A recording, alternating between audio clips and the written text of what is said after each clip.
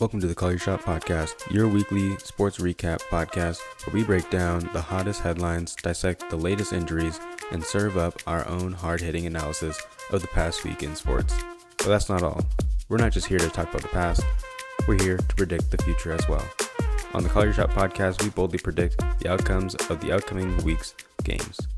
So going straight into the NBA, the season started on Tuesday. Most teams have already played 2 games, and for the few that haven't, they play tonight. So we're going to get started with our top 6 playoff teams each. First, Drew, if you want to go first and name your 6 teams, talk about it a little bit, and then I can give my 6. Are we going to go East and West, or are we going to just go straight down the middle? Let's just go West first. West first? All right. West first. So for the West, I'm just going to say who they are, and then I'll give you a little breakdown after. Fair enough. We got the Suns, we got the Nuggets, got the Lakers, Clippers, got the Kings, Mavericks, Warriors. I went to 7, but Warriors got 7. So okay. What is your reasoning for having the Suns number 1 overall? I kind of talked about this on the previous podcast. What was the last one? Two podcasts ago, where the additions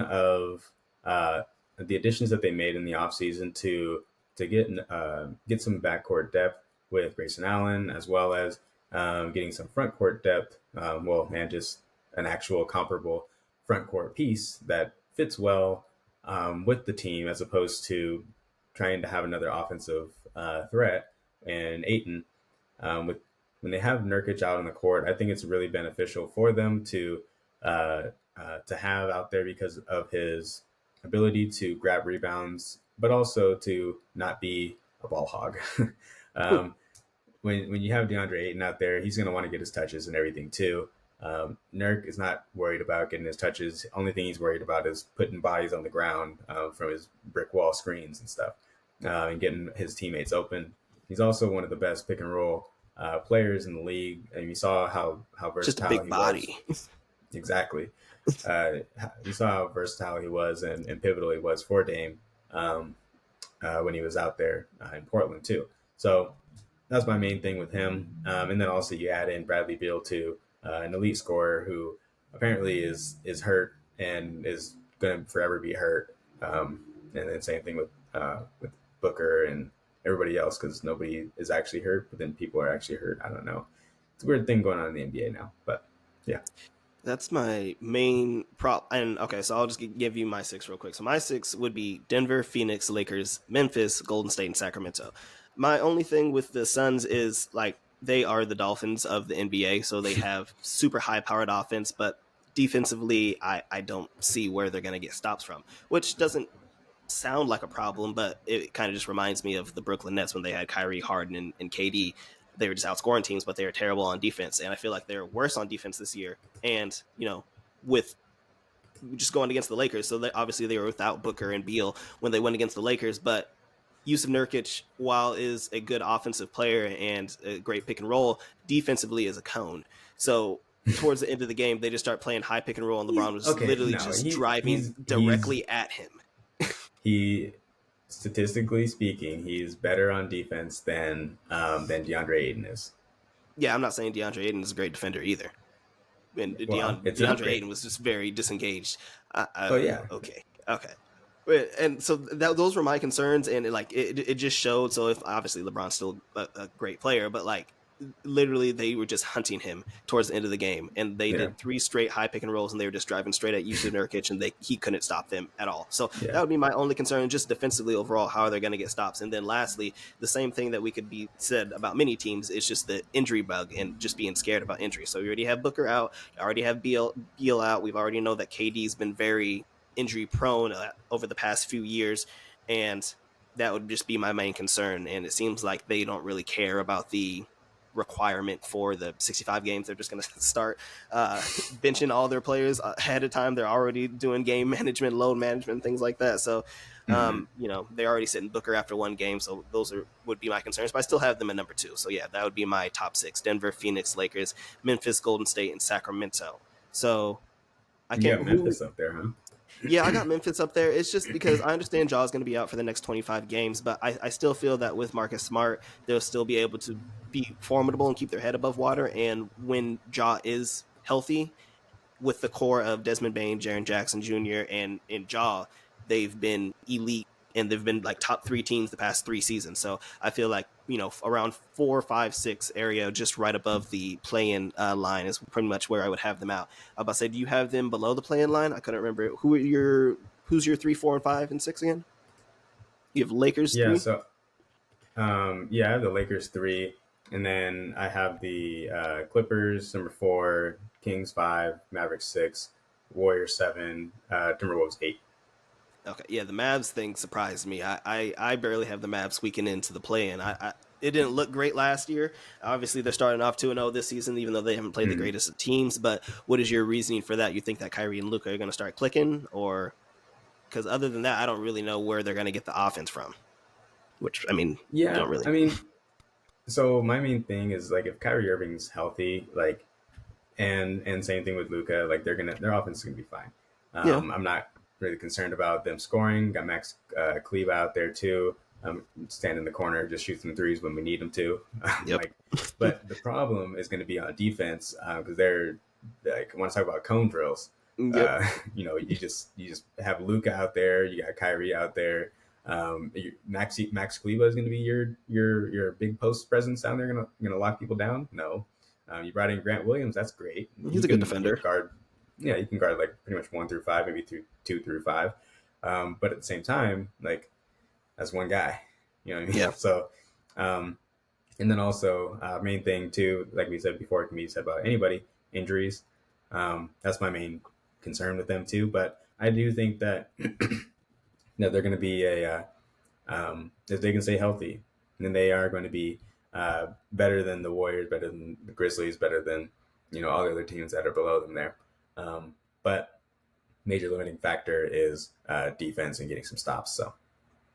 Yeah, for sure. I had Golden State and the Clippers kind of just right around that play-in line 4, 5, 6, or like 5, 6, 7, 8, because I feel like Golden State, and they've talked about it in the past, they don't play for the playoff. They don't play for the regular season. They play for the playoffs. So usually they do what they need to do to get into the playoffs. So that's what I feel like they're going to do. I think they're going to keep their head above water. They're probably going to rest a lot of players like Steph and Chris Paul throughout the season, and just try to stay above that play-in line. So when they can get to the playoffs, they can just turn it up another gear. They're already been Draymond's already hurt, so they're not playing with him, and things of that nature. So, and then the Clippers, it's the same. Clippers just concern me because Kawhi and PG get hurt every single game, and they are the king of load management. I understand you got Russell Westbrook and some other additions, but what are your thoughts on the Clippers? Because I have them as 7, so I have them as my first play-in team.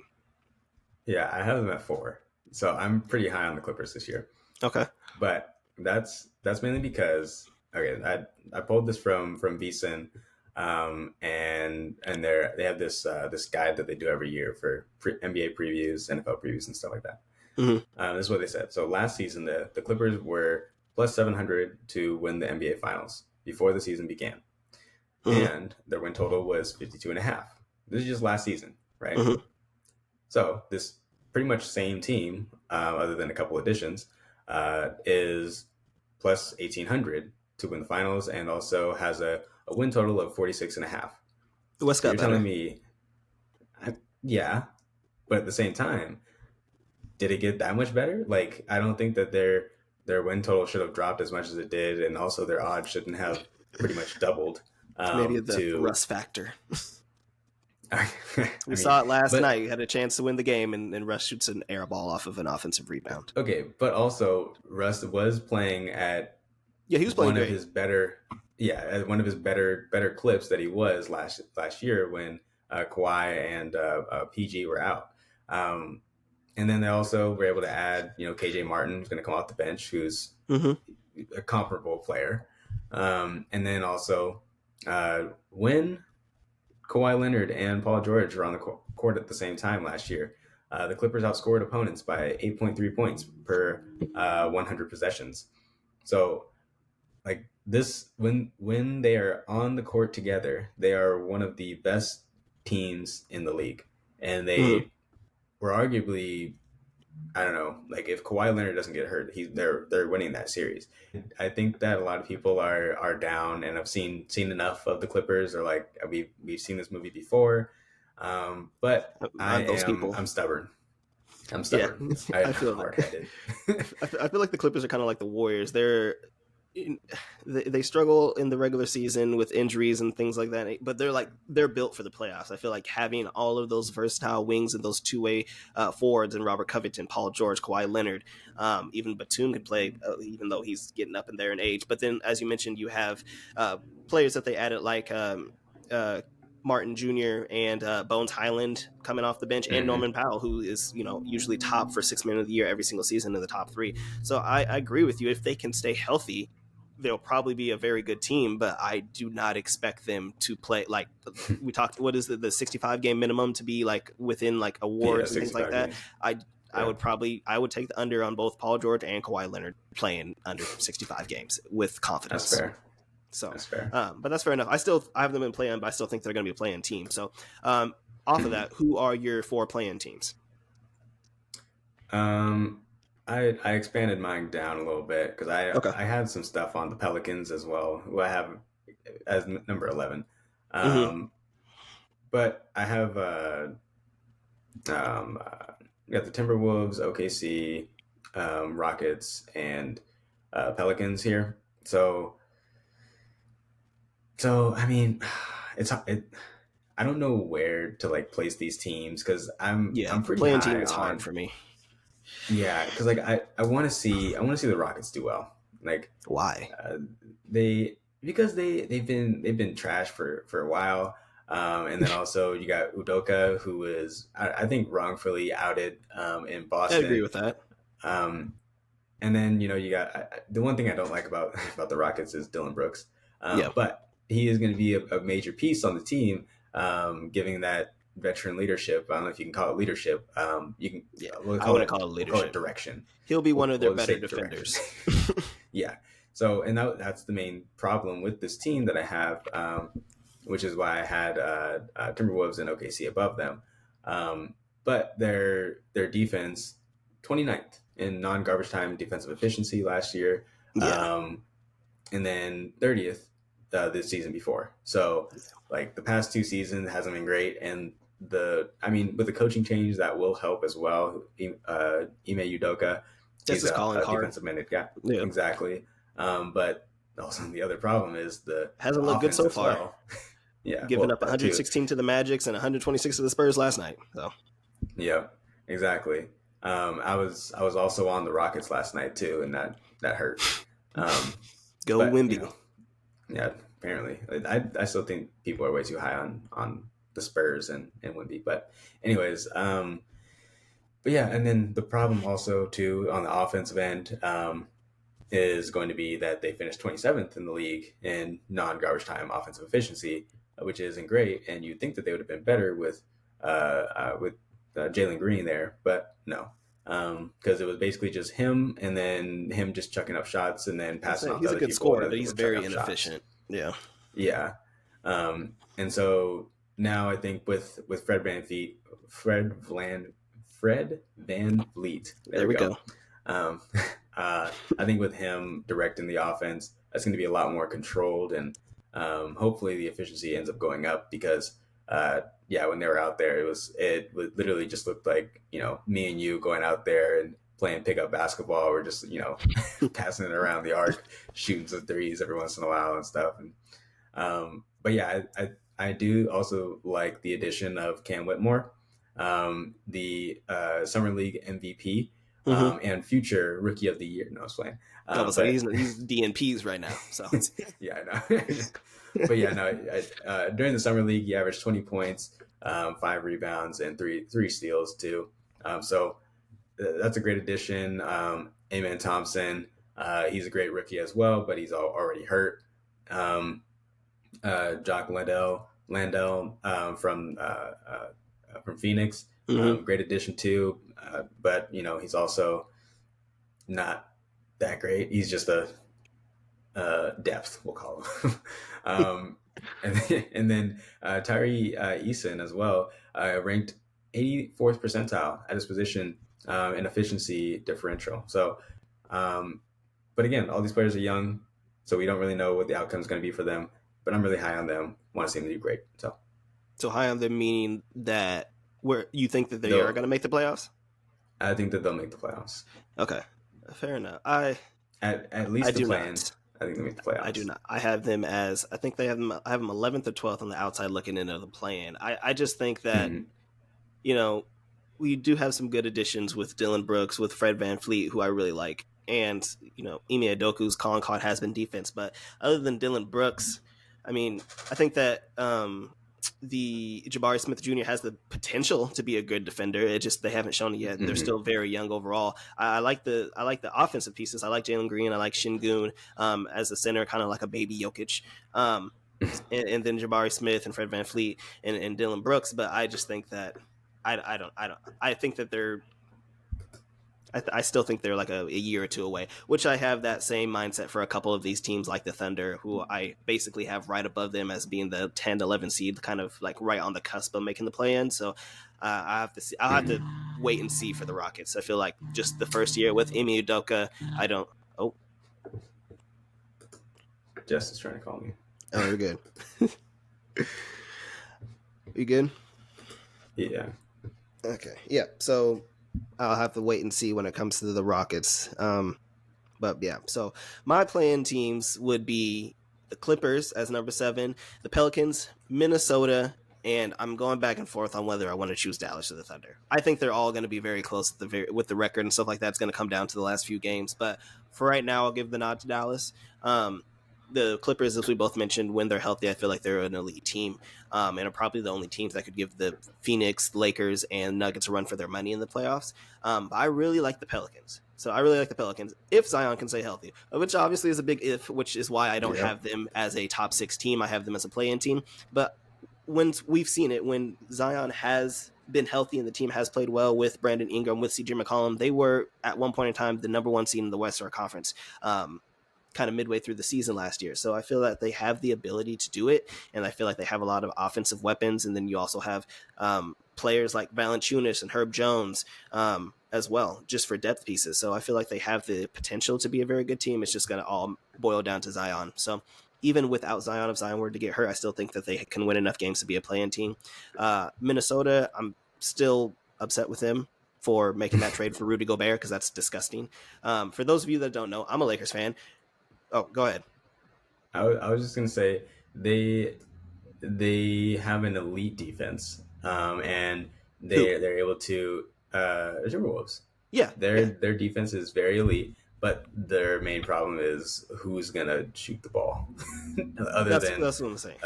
Yeah, so, Anthony Edwards could take a step forward and be a all NBA type player. I feel like he has all the potential in the world to do that. But other than that, Cat's been very stagnant. When he came into the league after his first 4 years, people were talking about him being like one of the best players in the league and a person that you want to build your team around, but he's kind of just been stagnant right at that all-star level. He hasn't really made it a step forward to be an all-NBA player, arguably one of the best centers in the league. He's always kind of in the top 5, and he's always very solid, but he hasn't really made that step forward. But I feel like Ant-Man would be the go-to guy, and then you have the pieces around him like Karl Anthony Towns, like Rudy Gobert. You have Slow-Mo, Kyle Anderson in there. Mike Conley still a very formidable. Well, he gets the job done. He was giving the Lakers trouble. It's the slowest thing in the world. But as I mentioned, for those of you that don't know, I'm a Lakers fan. Drew is a Trailblazers fan, but he's a LeBron fan, which I'm mad that he's wearing a Lakers jersey right now because.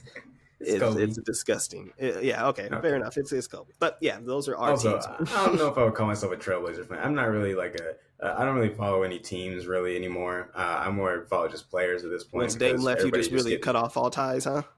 Well, no. I mean, it's like players getting shipped off all over the place and everything too. So because I used to be like a Heat fan when LeBron was there, but then I was a Cavs fan, and then so it's just like you're just a LeBron fan. So I just follow.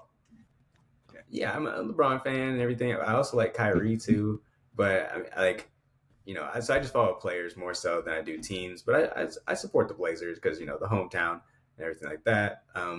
And tickets are going to be real cheap this year, so that's going to be nice. Looking forward. Yeah, I'll probably see a couple Blazers games. I'm Maybe if I could get one of those tickets when they come or when they play the Lakers. I'm a diehard Lakers fan. I've always been obviously Kobe fan. But yeah, so that would be my top, or that would be my play-in teams. I really want to put Thunder in there, but I still feel that they're a year away. So, they were a play-in team last year, and now you have the addition of Chet Holmgren, who looks very solid already and is going to be a great, I don't want to say great defender, but he's been a great shot blocker, and could give them a step forward because you have solid defenders already with Williams and with Lou Dort. So you have a lot of wing defenders already. So if you have Chet Holmgren in the paint, that can stop that. And then if he can keep hitting threes, I feel like it's going to be a big thing because you have Josh Giddey and you have SGA, who's going to be the main point guards.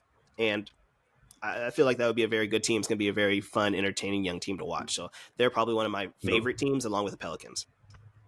Okay, I got two things. One for the Pelicans, one for the Thunder. Start with the Thunder first here. So other than Shea, like, I'm not sure if Giddey can be that guy that they can go to if Shea's not He's a hitting one playmaker. nighter. Yeah, I guess, but like, playmaker to who? Like, I guess Chet. But they made the play-in team last year. Like, yeah, that's what I'm saying. Like, don't get me wrong, I have him at my 9 seed. So I'm high on him, but I'm just saying, like, these are my concerns. Is that like outside of Shea, who he averaged 31.4 points last year, but yeah, he's all NBA this year. Yeah, but at the same time, just one of the four starters had double digits in scoring last year. So, like, I don't know. I feel that. That's why I feel like they're kind of a year away. I feel like they still need one more offensive weapon. And, I mean, Chet could be the number 2 guy. I don't know. We'll have to wait and see. But, I mean, I'm not exactly sure. I mean, Lou Dort is great and everything, but he's got a lot of let's see, like Ron Artest in him. Or he's like very Tony up and down Allen, offensively. He's a great defender every single night. But yeah, offensively, he's very up and down. He scored like 25, I think, the other night or something like that, which surprised me. I was like, oh, okay. So. Yeah. Like, you can put him in the corner and he can knock it down. I think he was like 38, 39% or whatever from the corner. But outside of that, look away. So what would be your... Oh, go ahead. Yeah, with the Pelicans, I have them as my 11th seed, and that's mainly because I don't. Hey man, don't get me wrong. Like, they're an elite offense when healthy. Key phrase, I should say. Even without Zion, they're still very good offense. They got Brandon Ingram, they got CJ McCollum, they got Jonas Valanciunas, and then what's the I think the second year player? I can't remember his name. You talking about Murphy? Trey Murphy. Yeah, Trey Murphy. He took a step forward last year as well for them. He's hurt, okay, but so is everybody Alvarado, else. So. Hurt. Okay, Alvarado's just like a hustle guy off the bench. I'm not really. But also, he gives them a good spark off the bench in terms he's a great spark of defense and everything too. But yeah, and then so there's this interesting stat. When Zion and Brandon Ingram were on the floor together last year, they outscored their opponents by 19.5 points per possession, which is the highest in the league. But that was only over 10 games. Yeah, knock on wood. Like, I think this will be the most games that Zion has played in a season. So, but also their defense isn't nearly as elite as a lot of people think, because last year they allowed opponents to shoot 3-pointers at the 6th highest percentage. However, allowed one of the lowest percentages in terms of accuracy. So there's got to be some regression in that. You're giving up wide open threes, but the opponents aren't really knocking them down, leading to your team being able to capitalize on that and transition offense and everything. And they were one of the better teams when it came to transition offenses as well too. So I think there's a lot of regression looking directly at this Pelicans team, and then you throw in some injuries. And man, why you hate the Pelicans, bro? Like, damn. I don't. I'm just saying, I'm just playing. I hear you. Definitely. The West is nice this year. It's tough. Yeah. What would your Western Conference Finals matchup be? It's tough. I mean, I got rematch Denver Lakers. I think if the Lakers can stay healthy, I think it'd have to be that. But I don't know, it's tough because I do like the additions that the Suns have made, and I have a bet on the Suns to win the West. Um, Hasn't Devin Booker got hurt like literally the past 2 or 3 playoffs? Like don't worry about that. those hamstring injuries. Like I don't Don't know worry what's about going that. on. Like Don't, I think don't worry. But okay, before he got hurt though, dude was lighting it up. Like he yeah, was out of his mind. yeah. Um, so like and then you throw in the addition of Bradley Beal on offense as well. Again, a lot of this offense, not a lot of They're an defense, offensive but juggernaut. yeah, They are the West Brooklyn Nets. I'm sorry. yeah. Like, but yeah, I mean, I will go.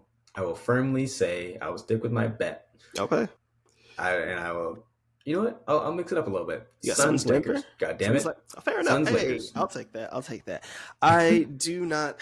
I want. I oh my gosh. I want to give it to the Lakers to go to the finals, but Don't. I just think I would have to choose Denver.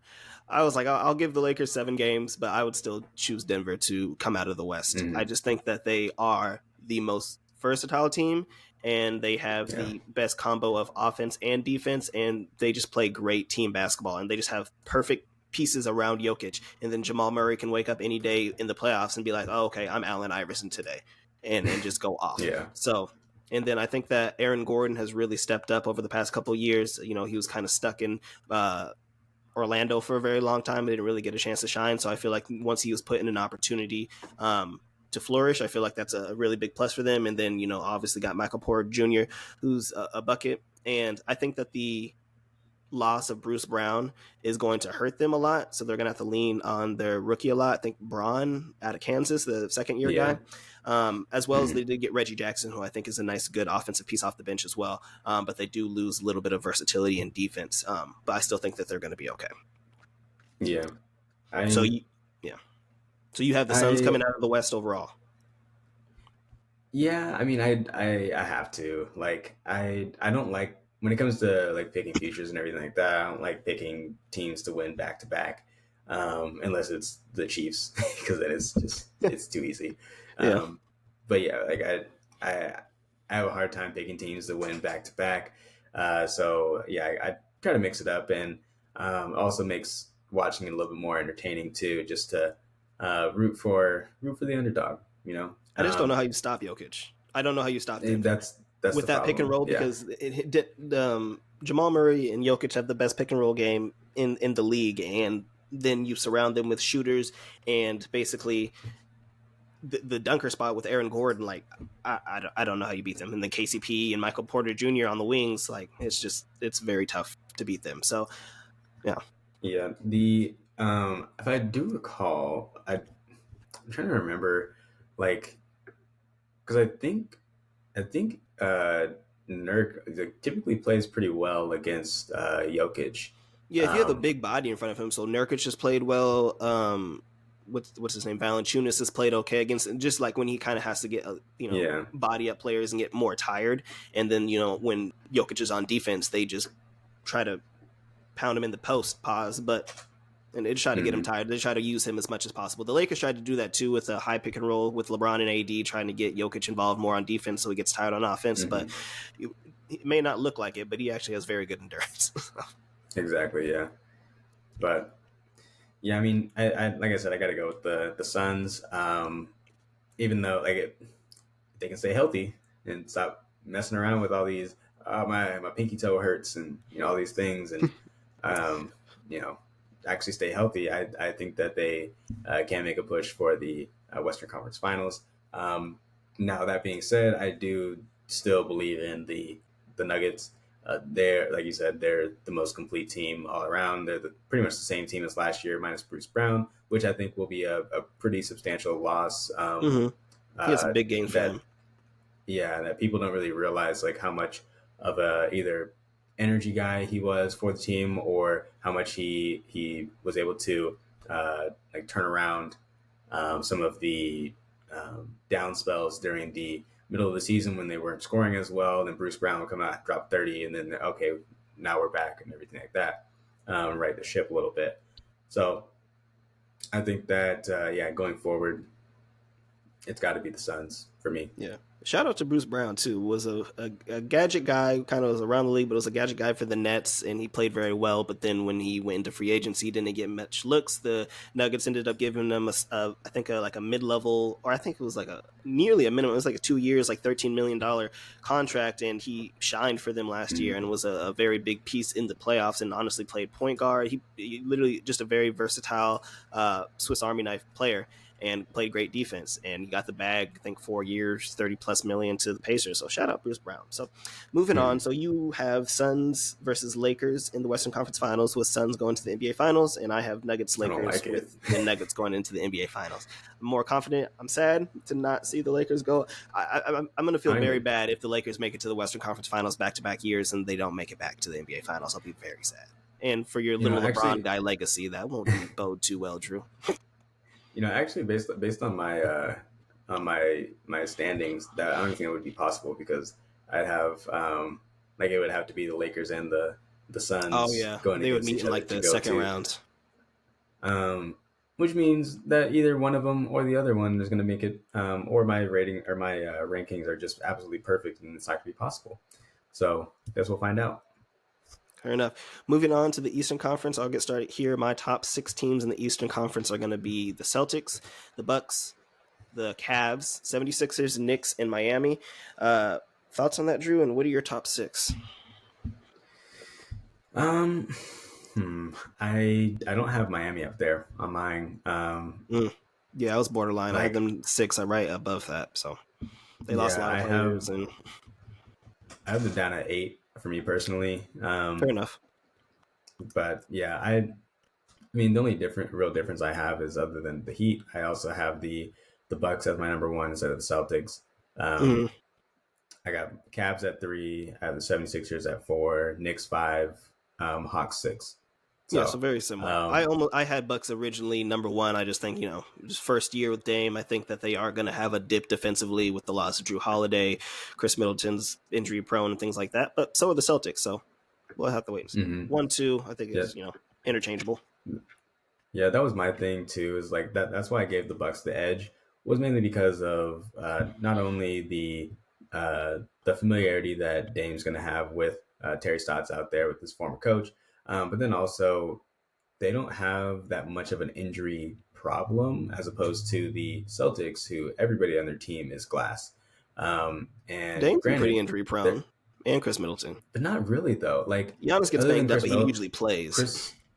Chris Middleton, injury prone the past couple of years. But Dame really hasn't been injury prone like for the majority of his career.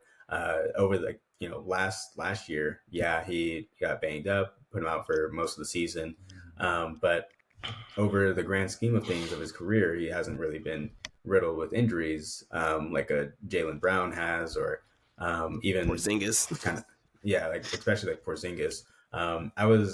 So one of the things with Porzingis that's kind of interesting is he had a career year in terms of points per game last year, and I don't think that's going to be able to be repeated this year, especially because he's going to be on offense with a lot of different people that want their touches in terms of he's the third option offensively. Yeah.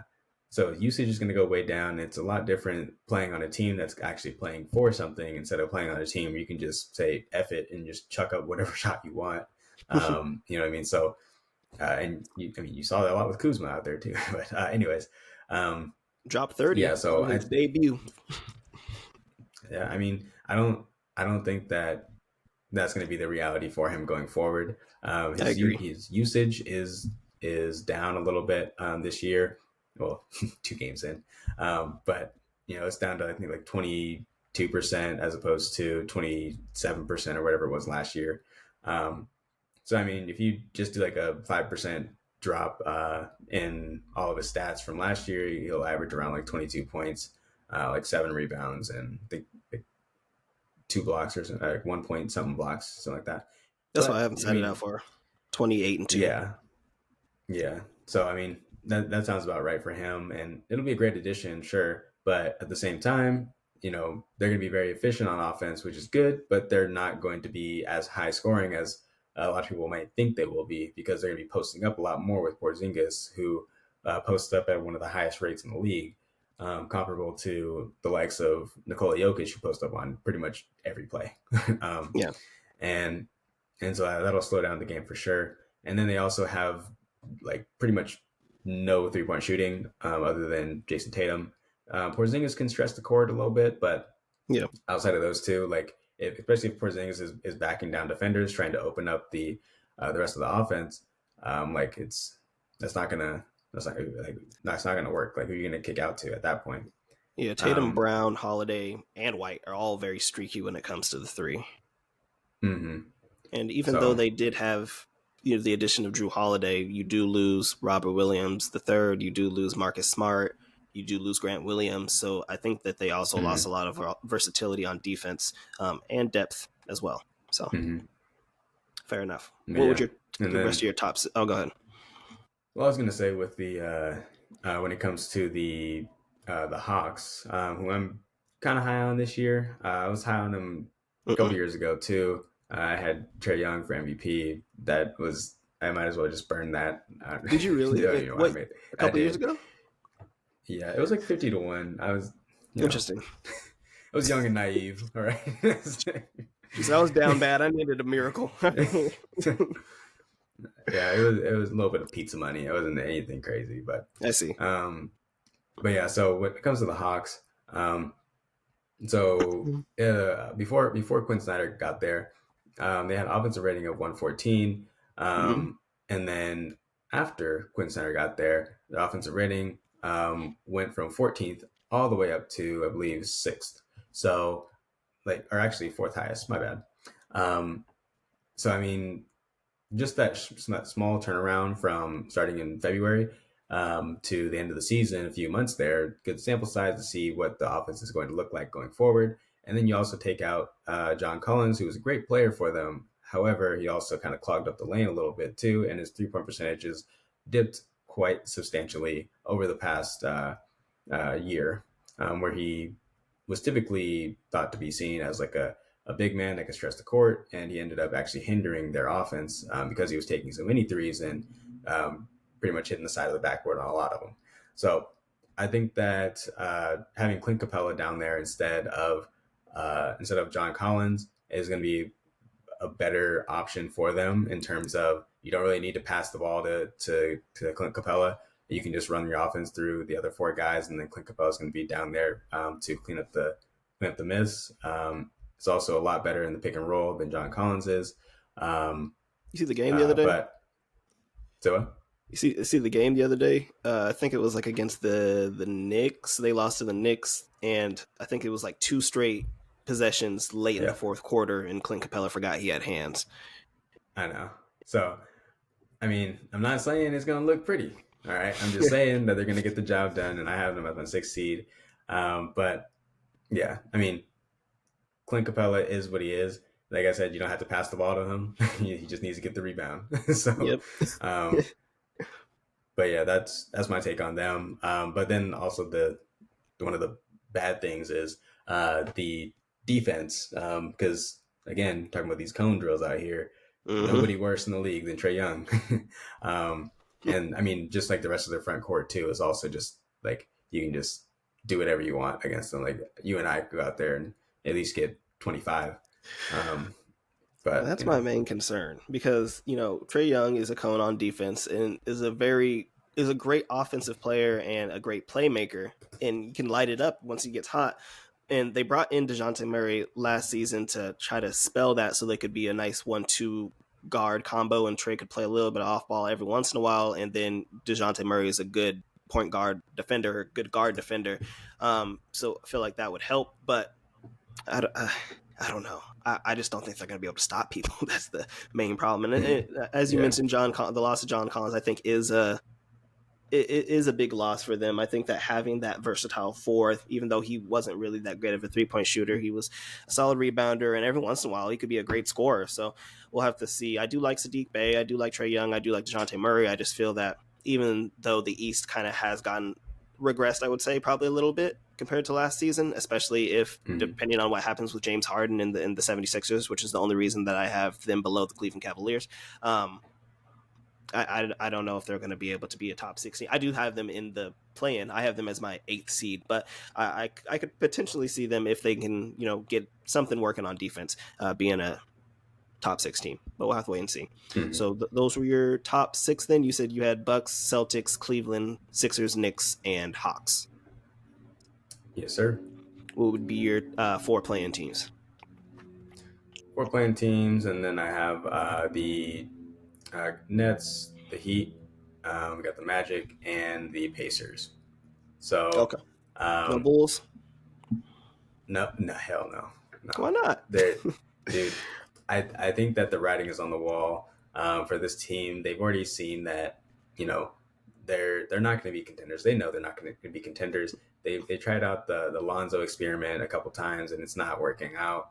Already out, even played. And then exactly that's the and so like I think that when it gets closer to the trade deadline, we're going to see a lot of their players moved, and then I think it's just going to be pretty much tank for Bronny at that point. So fair enough. My 4 playing teams would be Pacers, Hawks, Magic, and then it's a toss-up between the Bulls and the Nets. I agree with you. I think that the Bulls are able to play well early on in the season, that they would kind of not maybe trade players like Zach LaVine, things of that nature. So I think that still offensively they have the capability to be a good team. Sometimes they have, DeMar DeRozan, Zach LaVine, and then you still have Vucevic man in the paint. So they have the ability. They made the play-in last year, and they honestly should have probably made the playoffs. I think that they was it the Heat or the Raptors that they gave up like a 20-point second half lead to, and they could have potentially been the 8th seed. So, I could see the Bulls or the Nets. I don't know. The Nets are probably just going to be kind of an entertaining team to watch. Ben Simmons is hopefully healthy. You have Dinwiddie. You have Mikal Bridges, who I'm a real big fan of, as well as some nice depth pieces. So they could be a team. I don't know what they're doing. They got Cam Johnson just, locked up in a way. They refuse to let him. I don't know. I don't know what they're doing with that. But fair enough. I'm surprised to see you so high on the Pacers this year. Yeah, I mean, I like the pieces. I love Halliburton. I like. I still like Miles Turner, and now they have Bruce Brown, who I feel like is going to be very versatile for them. So I feel like they're probably going to be around like 8, 9, 10, and I think they can squeak into the playoffs. They were a very good team last season to start the regular season, and then they kind of got hit with the plateau, and then it kind of regressed back to the mean. But I feel that, as I mentioned, with the I think 3rd or 4th year of Halliburton, you got Miles Turner, Obi Toppin, who I like a lot as well, and Mathurin, who is a bucket. He can go get a bucket whenever. So I like him. I like the team. Don't think they're going to make much noise, but yeah. Yeah, I mean, I have them as my 10 seed. Like, I like the pieces that they have around them. I think that they'll definitely make the play-in for sure. And offensively, or I should say in transition, they've actually been done pretty well, too, for themselves. In fact, Indiana led the NBA in points added per 100 possessions in transition at 4.2 points. Overall offensive efficiency in transition off of a live rebound at 131.8, and at fast breaks per Halliburton. I love Halliburton. The problem with all of this is that while they were very efficient, they are terrible on defense, and they are terrible at getting turnovers. So while they're efficient, they didn't have very many opportunities to do it, but when they did do it, they did well.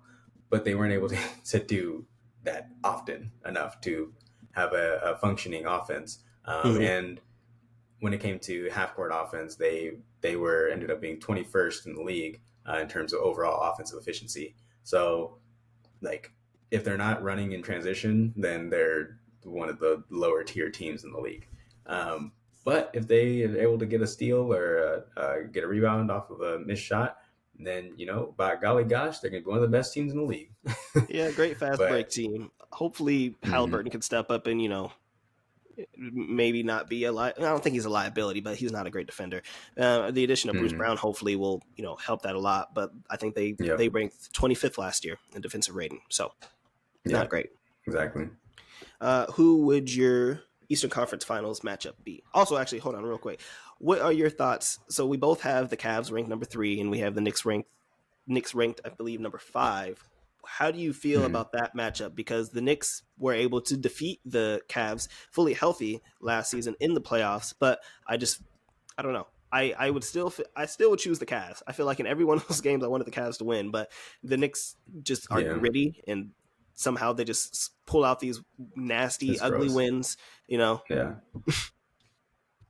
Yeah, I mean, the Cavs. The Cavs should have gone further in the playoffs last year.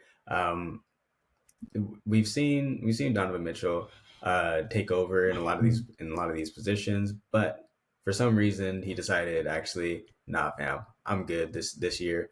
I'm just gonna hang him up and just try it again next year, as opposed to what we saw for him, at least in the bubble, when he was averaging like 37 or something crazy like that. But then also you have the additions this year of Niang, who's going to give them some nice depth off the bench, and then you also have Strus, which is another reason why I'm down on Miami this year as well, because they lost one of their primary scorers too. But yeah, so like you have a couple of additions to the team here. You lose Robin Lopez. Oh no. You lose C.D. Osman. Oh no. Damian Jones. Oh no. Like the players that they lost, it's addition by subtraction. Okay. And then you draft Imani Bates too, who I kind of like as well too. That was a lot of twos in there. Who I like as well to progress in his game and be a dominant force in the NBA coming up here. But overall, I do think that I have them over the Knicks for this exact reason, is that they're better overall. I do think that at times the Knicks struggle to score, and that's one of their biggest problems is if you're not getting like 50 points combined from your two guards there, and then you're not really going to be doing all that much because Julius Randle isn't consistent. Regardless of had what that he's one done great in the past year, the All NBA year, got his bag, and then he's just been mediocre. Exactly. So that's my take on it. But yeah, I agree with you. I feel that the Knicks can get very stagnant on offense. They're a great defensive team. I like the addition of Jalen Brunson from last season, and that guard combo is nice. I like Emmanuel quickly off the bench. Julius Randle, when he is fully engaged, is a great offensive player.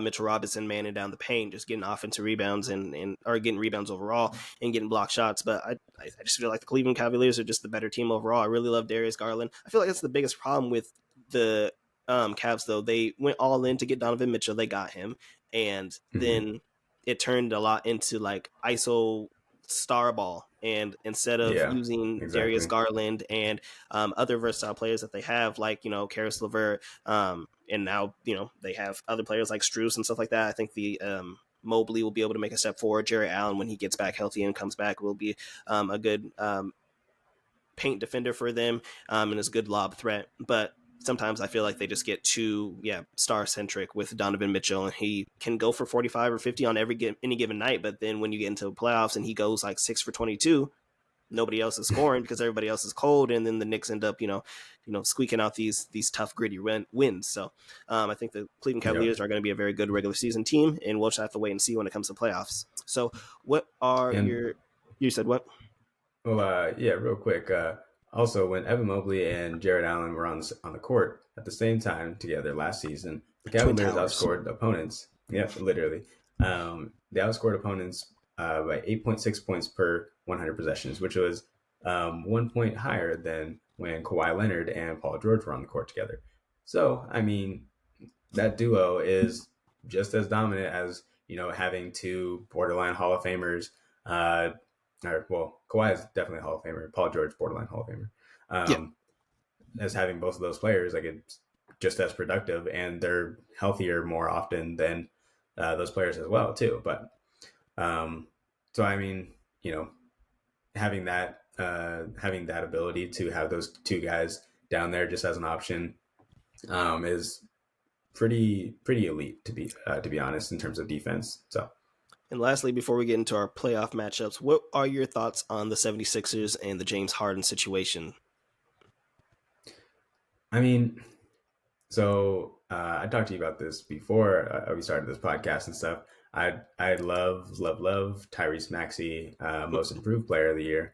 But yeah, when it comes to the overall outlook, I have them as my, I think, fourth rated team. Fourth. I have them 4 as well. And I mean, as long as they don't just give up on the season, they're going to be up there at 4 or higher. Maybe not higher. Maybe a spot higher. Yeah, but I like the addition of Patrick Beverley and Kelly Oubre Jr. Honestly, they got him on like a minimum. Yeah. And so, yeah, we saw what Kelly Oubre can do last night too. So giving him a nice option for offense as well, other than Tyrese Maxey or outside of James Harden and Embiid as well too. Yeah. So, I mean, I think they have a pretty solid offense, and you got rid of the stench that is Doc Rivers too. So I feel bad for Doc Rivers, low key, man. After he left Celtics, it went all downhill. I mean, like he couldn't get it going with Lob City and the Clippers, and then he kind of just moved around, and then blowing all these 3-1 leads, 3-2 leads. It's kind of sad. Mm-hmm. Yeah, so I mean, I think that it's like under a new regime, they're going to be. I like Nick Nurse. Yeah, I don't want to say this. When it comes to Nick Nurse, he's great at getting the most out of his players, but then when it comes to like big moments, I sometimes question his decision making in terms of like different matchups. Like if you see that something's working, go to that and change it, as opposed to like this is what we've always done. This is what works. This is what got us here. And they just keep on doing that until it just ultimately ends up failing, and never deviating from that. So that's my only thing with that. But other than the fact that he's one of the better coaches in the league, I think that they're going to be in for a nice season this year.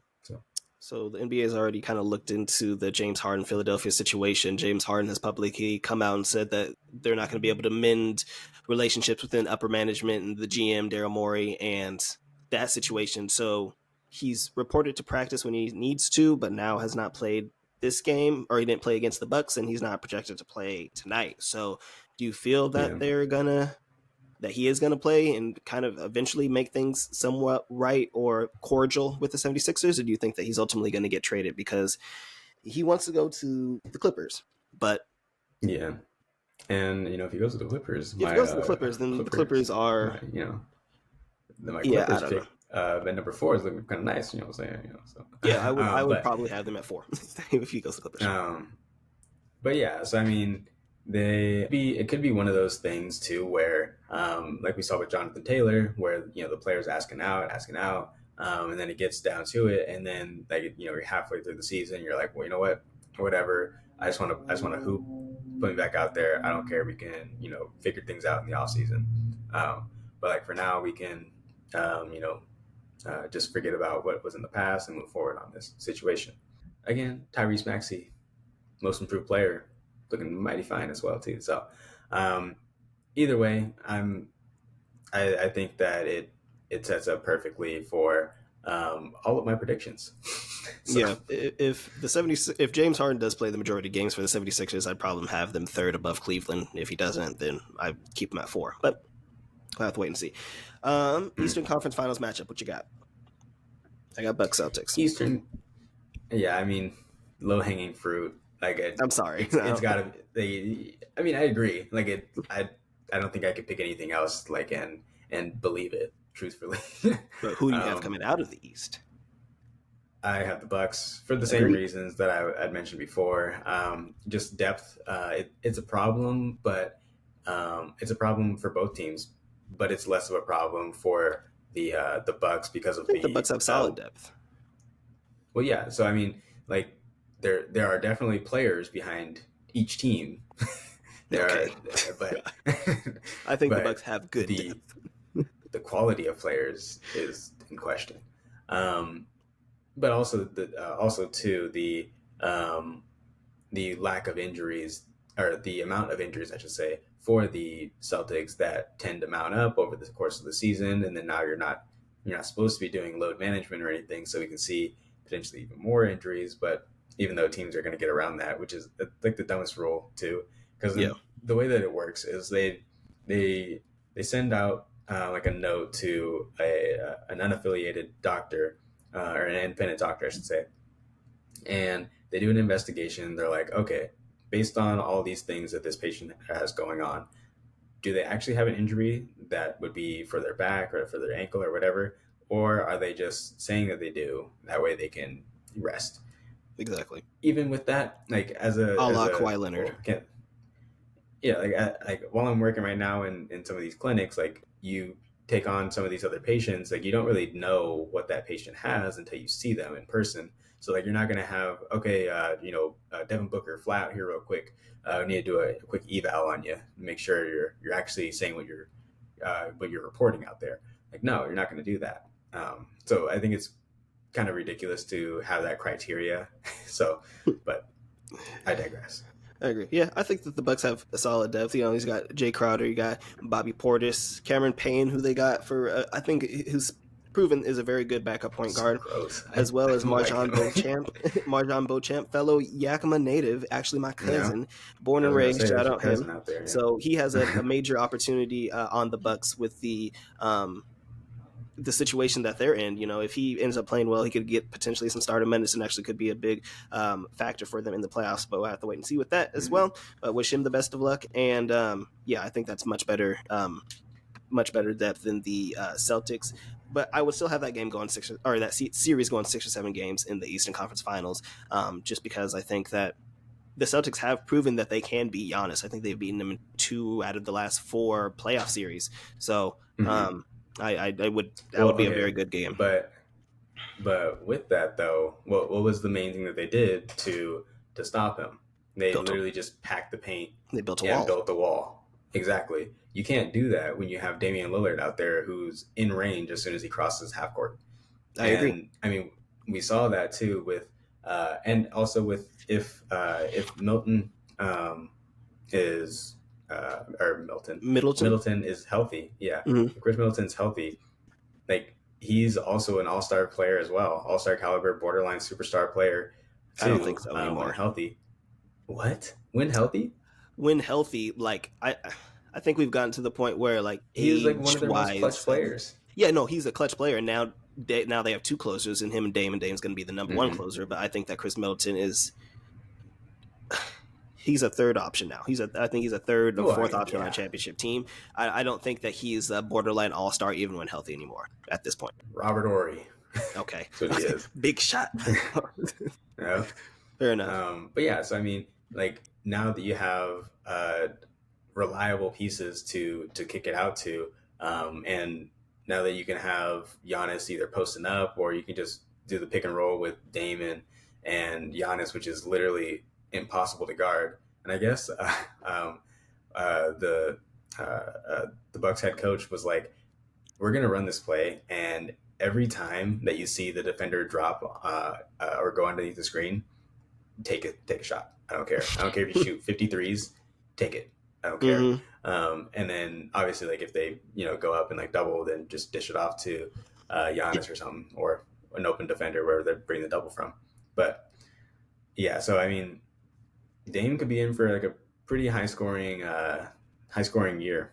So Yeah, yeah. I like the Bucks, and I like the Bucks for the foreseeable future when it comes to the NBA, especially now that they got Dame, who's still under I think 2 or 3 years of his contract, and they re-signed Giannis once they got Dame to his player extension. They have the new coaching, as you mentioned, with Adrian Griffin, as Budenholzer was out and got the Thank boot once God. he got upset in the first round against the Heat.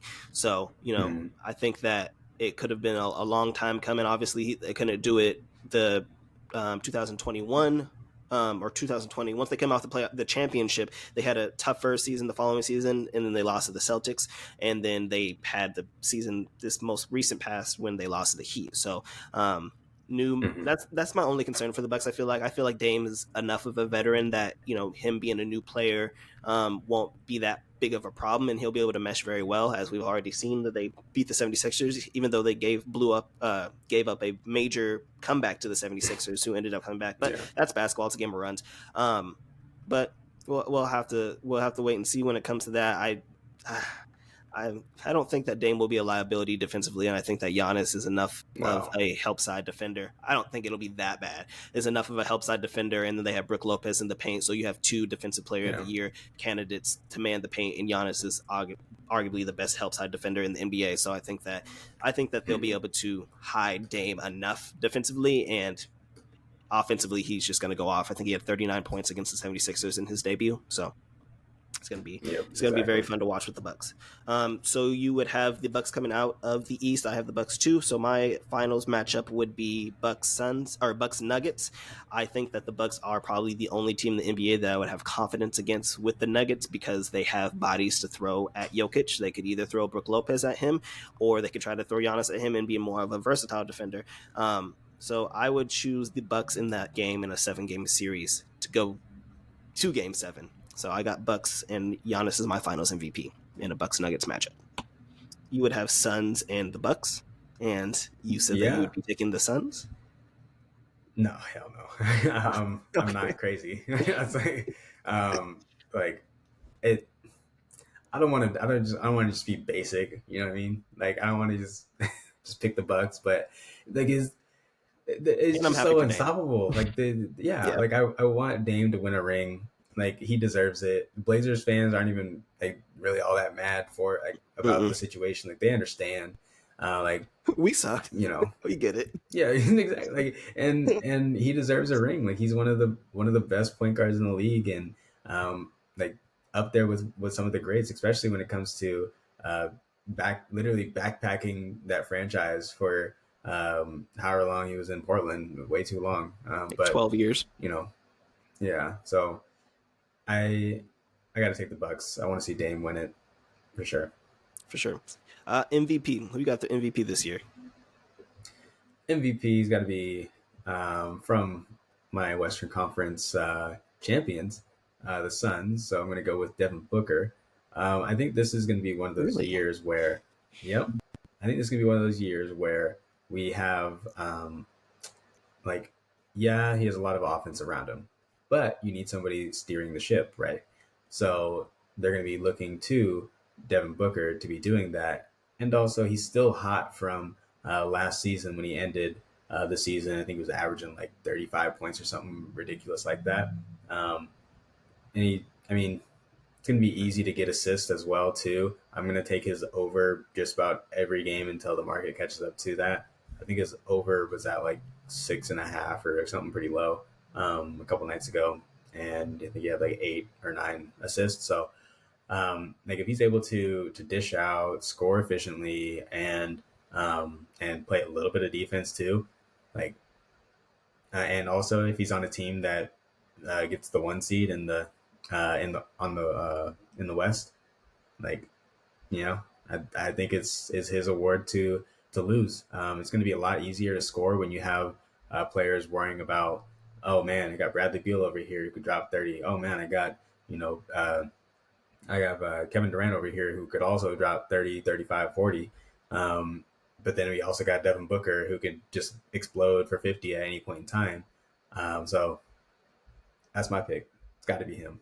Nobody else. I don't mind that. As you mentioned, that would be my only concern, like just the amount of talent on that team. So the dispersal of votes for a very good team, because we know that Kevin Durant's probably going to average 27 points a game. Bradley Beal's going to be the third option, probably averaging somewhere around 20 points. And then you have Devin Booker, who, from what I would assume, I think I've seen reports on both, but like I would assume that Devin Booker would be the quote unquote point guard of that team. He's shown that when Chris Paul has been out, he has the ability to be a good playmaker, as you mentioned. So I don't mind that pick at all. That would be my only concern, just the amount of votes and the disparity, kind of like, when the Warriors had Steph and KD and things like that, they just kind of end up splitting votes. So neither of them ends up on top. But I don't mind that pick, and I'd be all for it. I love Devin Booker. So my pick, it's kind of gross. It's well, it's not gross. It's just chalky.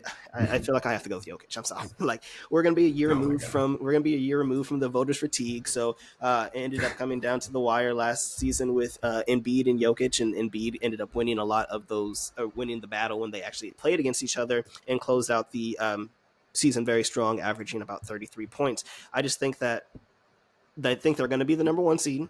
I think that they're the best team. I think that while I do think Jamal Murray is a very good player and a borderline all-star, and like once the playoff starts, he's an all-star, borderline superstar, Jokic does so much for that offense offensively. Defensively, he's actually been better. Like people, I think that was like one of his calling cards earlier, that he was a bad defender coming into the league and things like that. He was slow and things like that. He's honestly a very solid defender for being a center and being as big and slow, I guess you could say, as he is. So he would just be my pick. I think he's going to probably get closer to triple-double. He may have a little bit more rebounds and a little less points this season, but I feel like I would have to choose them. I wanted to choose Luka. I'm not going to lie. I just don't think that they're not going to win enough games. Stop it. They're not going to win enough games. Stop Him it. and Luka, I think Jokic is the favorite and Luka is second, but I don't see the Mavs winning enough. Wait, you're the one you're higher on the Mavs than I am. So if you think that the Mavs are going to be as good as you think they are and they're going to be a top 4 seed, that would have to be done with Luka being great. That wouldn't just be Kyrie. Luka would be the main guy. Okay. Yes, it would be. No, it wouldn't be with Luka being MVP caliber player. It'd be with him. It would be. I mean, he's always going to be in the discussion for sure. But I don't think he's gonna be up there like passing the likes of Jokic or. You don't think Luka can finish top 3 in MVP? So where do you have the Mavs ranked? Do you have Mavs ranked 4 or 5? Let me see. I think I'm like, because we talked about it. Like, where is the offense coming from? It's coming from Kyrie and it's coming from Luka, who's the number 1. So I don't think the Mavs are going to be that great of a team. I don't think that the media likes Luka because he's kind of a baby and just bitches and gripes all the time about just dumb things. Flops, he complains, he whines. Yeah, I have the Mavericks at 6. Oh, okay, so, I thought you had them a little higher. My bad. No, I got the Clippers at 4. But okay, fair enough. But yeah, no, I have them down at 6. But I don't get me wrong, like Luka's great and everything, but he's also a liability on defense. You were making the case for Jokic being good on defense as well as offense, even though he can be a cone drill at times, especially in the pick and roll. But I don't really see any scenario where Luka is a good defender at all. I don't think he's a good defender either. So yeah, exactly. So the award typically doesn't go to like a one-way player. Typically goes to like a player that has been dominant on both ends of the spectrum, as opposed to just only offense or only defense. So yeah, see, Jokic would be my number 1. Did you say you did or did not have a defensive player of the year? I don't, but if I did, I'd go with Anthony Davis if he could stay healthy the whole year. He's my runner-up. Mainly because, yeah, like if he can stay healthy, like he's the most complete defensive big man in the league. He can guard point guards. He can guard 1 through 5 comparably, and definitely shut down any other big that there is out there. My only concern, again, is health. And it's always health. And Charles Barkley jokes around, calls him street clothes. But, so. Anthony Davis always down. Exactly. So, if not him, then Emmanuel Mobley. So. Yeah. Mobley would be my defensive player of the year. Evan Mobley would be my defensive player of the year. Finished runner-up to Jaren Jackson Jr. last year. And as you mentioned, if AD's fully healthy, he's the best defender in the league. I feel like I would take him over Giannis. But defensively. But yeah, I think Evan Mobley, he doesn't really get the credit I feel like he fully deserves playing in Cleveland. Not as big of a market, especially now that Kyrie and LeBron are gone. So a lot of people don't watch him or see him play that much. But he's a very versatile defender, very long wingspan, is able to be a great shot blocker, and is actually able to play on some wings as well. So I feel that he's going to have to man the paint a lot for them. Jared Allen has been kind of injury prone over the past couple years and is already starting the game or this season out with ankle injury. So I feel like he's going to have to do even more defensively and on the boards. And I think that he has the ability to win Defensive Player of the Year, and he would be my pick. I like Jaren Jackson. I think Jaren Jackson's obviously going to be a finalist every single season. I just don't. I don't see it this season, especially, you have Marcus Smart as well. I think that he could possibly potentially take away votes for him and things like that. There's also the problem of him and his fouls. Like, he's always in foul trouble, and so it's better this last season. Yeah, but without Ja being there for players or for teams to just kind of pick off, like, they're just going to go straight at him and then just get him in foul trouble and then take him out of the play. So yeah, and with Ja out for the next 25 games, I feel like they're going to have to ask more of Jaren Jackson offensively. So he may not have all the energy that he normally would have to put it towards the defensive side of the ball. So I feel like that could also be a factor. Next, Rookie of the Year. Rookie of the Year. This one was kind of tough for me because no, it wasn't. I'm picking my boy. Scoot Henderson. You heard it here first. It's got to be him. The hype for Victor, like, I get it. Dude's huge, but I do think that Pop's Dillon Brooks now. So what do you think about Victor Wembanyama? I mean, he's tall. That's about it. Pretty much. I mean, okay. Like, he can shoot as well. Like, which is he's 7'5". You shouldn't be out there, just shooting threes. Like, get your ass underneath the hoop, got some rebounds, bro. We're down by 6. Like, come on. Like, but no, I think that Pop's gonna take it slow with him. I don't think he's gonna be playing like huge amounts of minutes. He wants to make sure he's healthy. He wants to make sure he's running the right plays, learning the offense, doing it the right way, and building him up slowly, as opposed to just putting him out there, burning him out, and risking an injury for their potential Hall of Fame caliber player.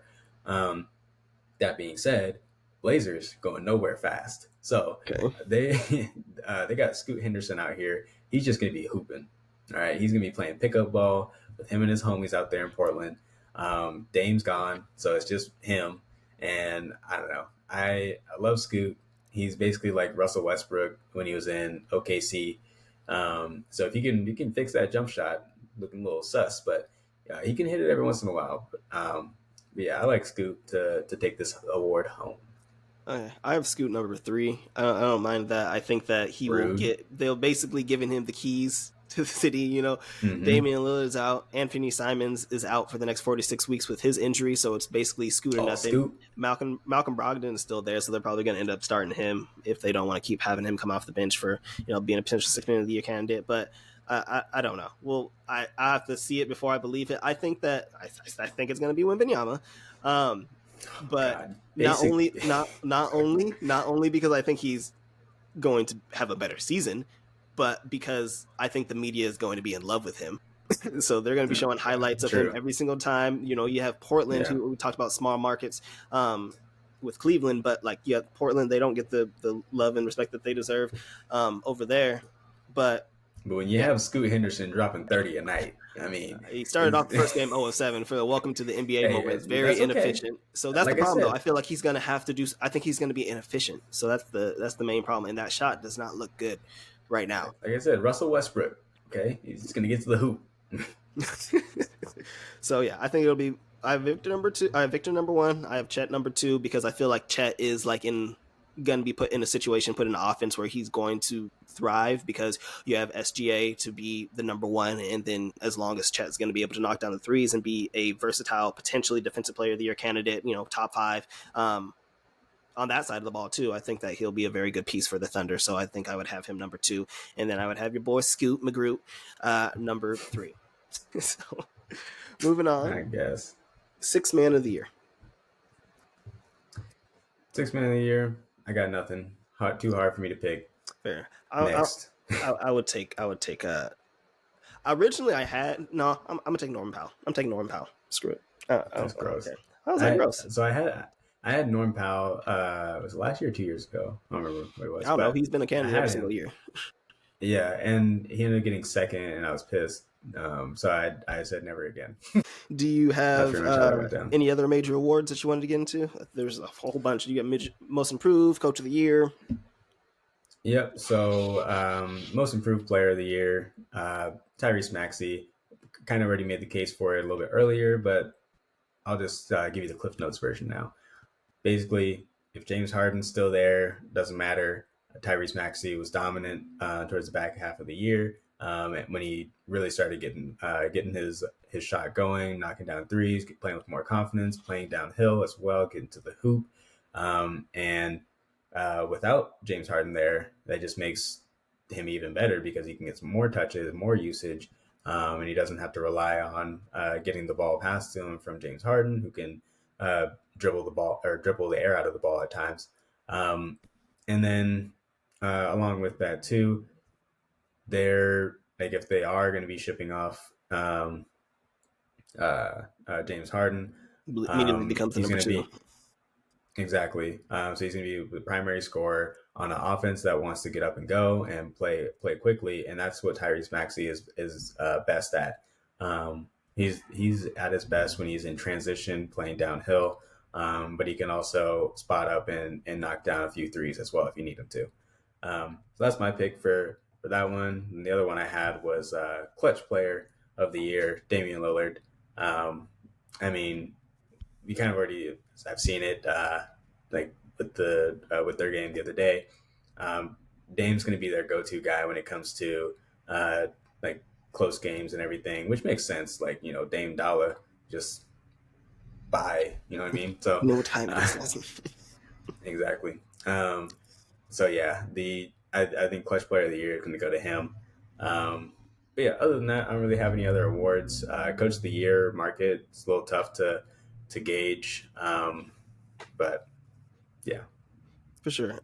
For most improved player, I do like Tyrese Maxey, especially if James Harden is gone. I would choose Mikal Bridges. We got a sample of it last season when he was on the Nets and basically got to fully shine. He was in Phoenix for a long time and was behind third or fourth option behind Devin Booker and Chris Paul and DeAndre Ayton. So now that he's in Brooklyn, he is the guy. And we saw what he did in the playoffs, averaging like nearly 26, 27 points a game. So I feel like for a full season, he'll probably likely be able to average around 25 points a game. They're going to need it out of him. And that would be my pick for most improved player. Clutch player, I didn't have one, but I would probably still choose Dame as well. I feel like they're going to be in a lot of primetime games, obviously being with the Bucks. So I feel like he'll have an opportunity to shine even more than he was in Portland as well. So that would probably be my pick as well. I don't currently have a coach of the year. Like I said, I really like the Pelicans. If Zion is able to stay healthy and the Pelicans are able to be like a top 6 team, then it would probably be Willie Green would be my favorite. And I've liked him as a coach for the Pelicans for a while now. So that would be my thing. So any more notes on the NBA, NFL, anything else you want to get into? Yeah, I mean, if I had to pick one for like coach of the year, I can't pronounce his last name for the life of me, but The Thunder coach? OKC's head coach, Yeah. Mark, He was whatever, Mark Daigneault, I think his name is. yeah, however you want to say that. He'd be my pick, mainly because we've been hearing for years and years, OKC's Thunder are coming. Here they come. Yeah, I got Okay, 27 first-round picks over the next 10 years. No, literally. So like now that you've robbed the cradle and have like probably one of the youngest teams in the NBA, probably second to probably the Rockets, like now it's time to show up. All right, it's time to actually put your pieces into play and put your money where your mouth is, put your picks where your mouth is, put everything where your mouth is. Pause. This is the year that you need to show up and show out, and you need to be able to show that those picks that you got over the past few years weren't just nothing. Like, Yeah, definitely. show us what Chet can do. Show us what we see what Shea can do, and like we see what Giddey can do as well. So, like, make use of it. Do something good.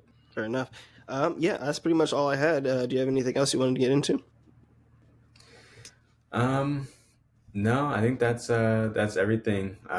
This is a beast of an episode. Probably gonna chop this up into two separate parts. One part NBA, one part NFL.